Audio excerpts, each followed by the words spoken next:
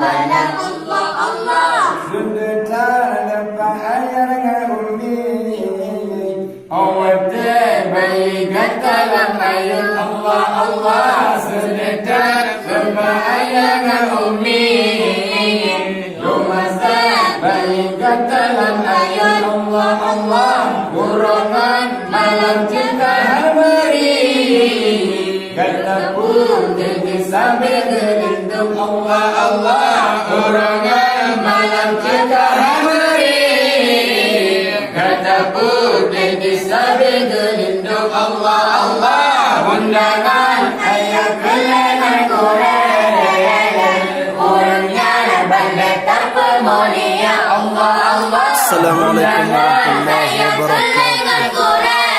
Kaum muslimin umat Islam seluruhnya, beginilah tradisi kami di Kampung Syekh Bada pada malam Ramadan setelah mereka membaca ayat suci Al-Quran yaitu tadarus, maka setelah itu penutupan dengan zikir-zikir Aceh yang akan dibawakan oleh seorang pemuda pahlawan kampung yaitu dengan nama lengkapnya Adun. Jadi semuanya peserta inilah anak-anak yang ada di desa Syekh Bada. Maka mereka lah yang senantiasa selalu ada di manasah-manasah, tidak pernah mereka terasa lelah dalam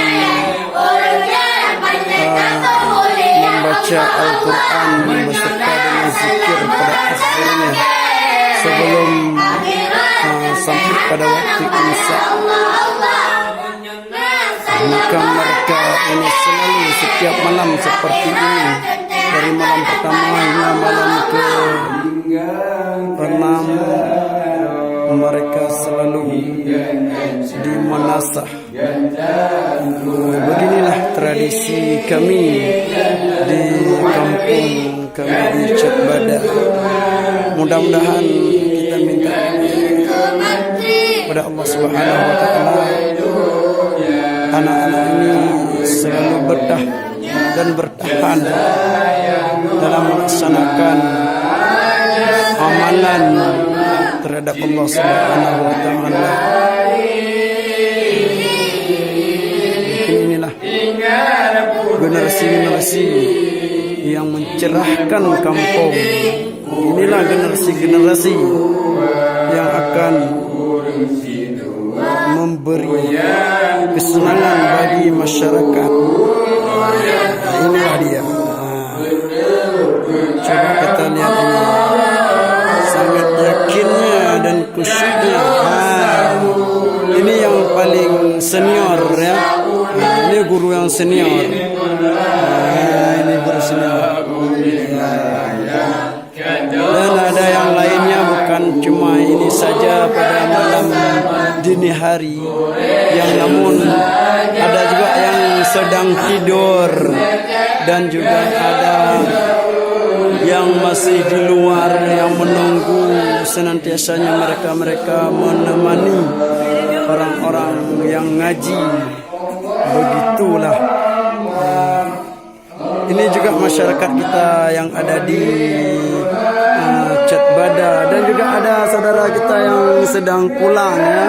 Mereka ada juga. Ini dia tertawa. Ada dan juga ada makanan-makanan hidangan untuk orang yang ngaji. Inilah hidangan makanan dan minuman untuk anak-anak yang mengaji.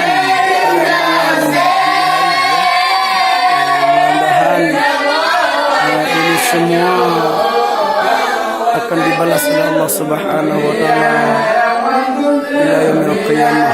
Sekian, terima kasih.